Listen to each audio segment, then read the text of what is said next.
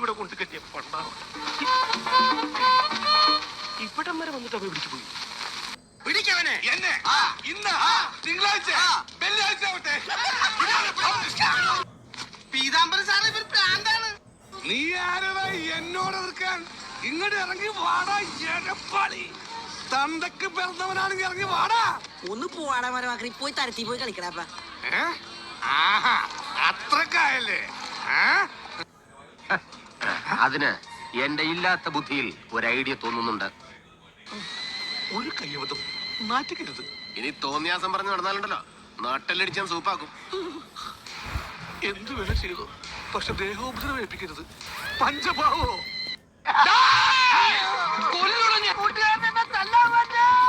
നീ മതിൽ ചാടരുത്. എന്നാ ഞാനും ചാടും.